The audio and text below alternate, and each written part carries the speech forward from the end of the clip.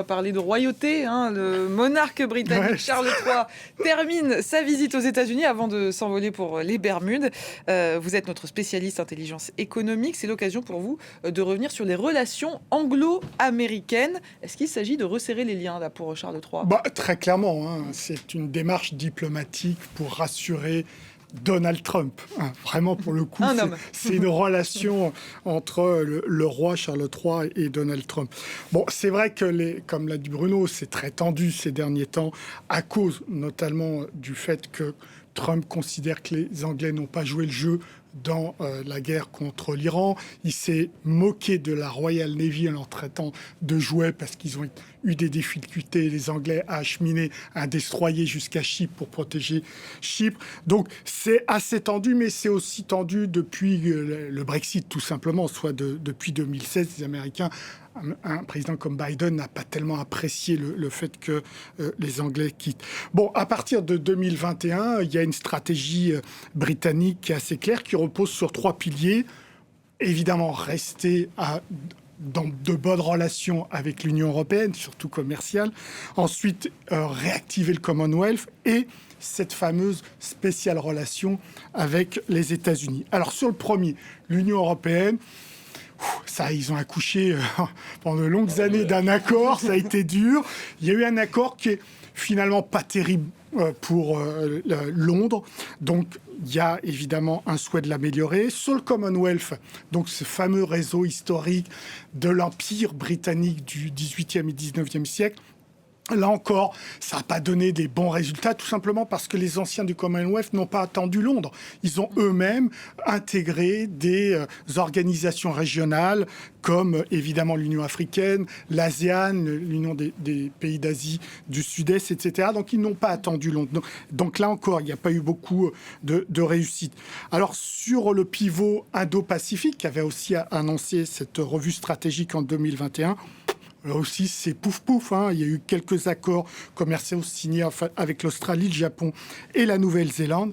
Et enfin, autre pilier, les États-Unis. Il y avait un immense espoir. On allait voir ce qu'on allait voir. Londres allait signer le méga traité de libre-échange avec les États-Unis. Il n'existe pas, toujours pas, ce traité.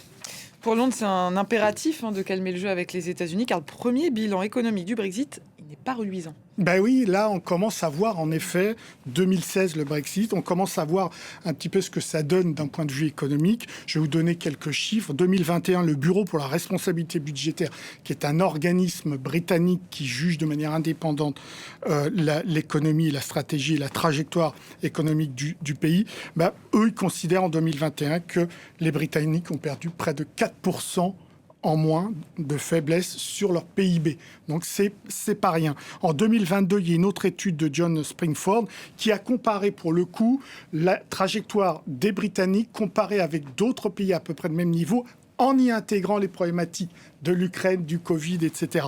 Là aussi, on arrive à des chiffres où les Britanniques ont perdu entre 5 et 5,2% sur leur PIB, avec des exportations qui se sont réduites, non seulement dans leurs relations avec l'Union européenne, mais aussi dans leurs relations avec le reste du monde sur les produits, un peu moins sur les services.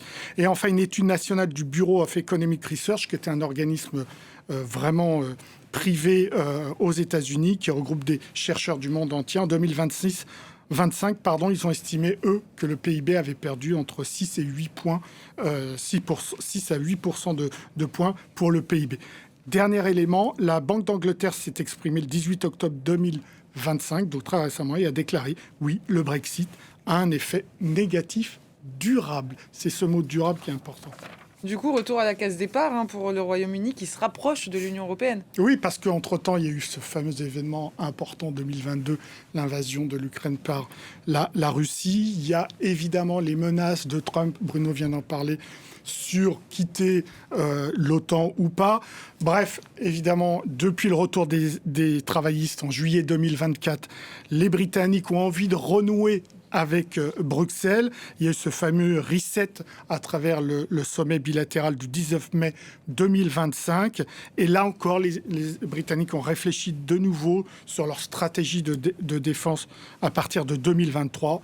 Et première priorité qui avait été passée un petit peu derrière, c'est renouer avec leurs alliés européens. Donc il va y avoir de plus en plus de partenariats, c'est ce que souhaite Londres, mais aussi Bruxelles, dans les sciences, l'éducation, l'énergie, la santé et évidemment dans la défense. Le problème, c'est que Keir Starmer, le Premier ministre, ne peut pas aller beaucoup plus loin. Pas question de réintégrer l'Union européenne ou même d'intégrer l'Union douanière, parce qu'encore, dans ce pays, il y a près d'un tiers des sondés qui considèrent qu'il faut rester dans le Brexit. Merci beaucoup, Ali Laïdi, pour cet éclairage.